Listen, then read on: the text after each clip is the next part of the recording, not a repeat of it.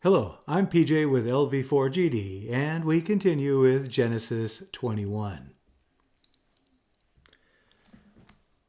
The Lord visited Sarah as he had said, and the Lord did to Sarah as he had promised.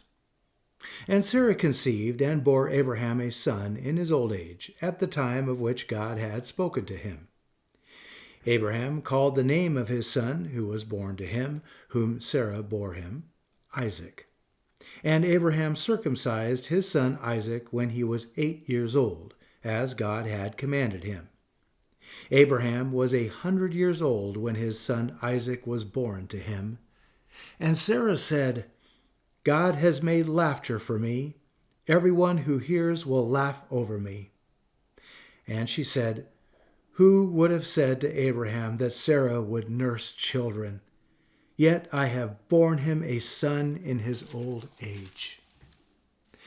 And the child grew and was weaned.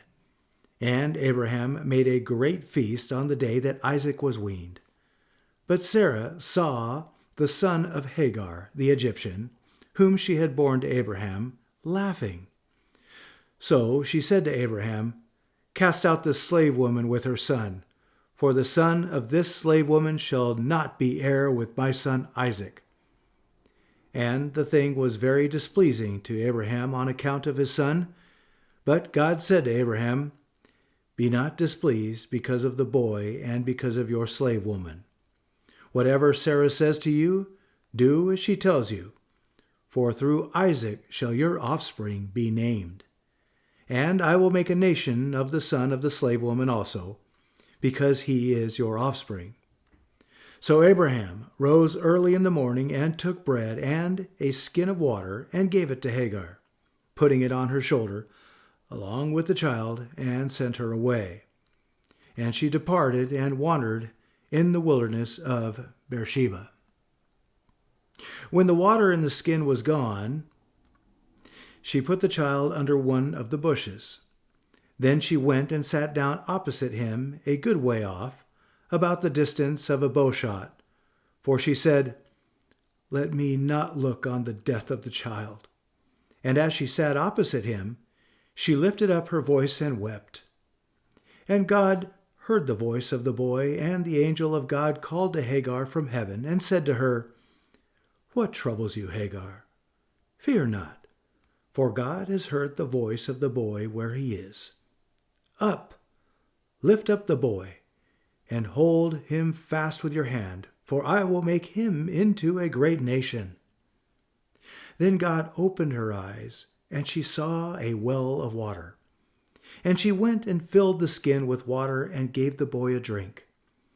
And God was with the boy, and he grew up. He lived in the wilderness and became an expert with the bow. He lived in the wilderness of Paran.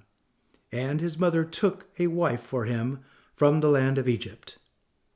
At that time, Abimelech and Phicol, the commander of his army, said to Abraham, God is with you in all that you do.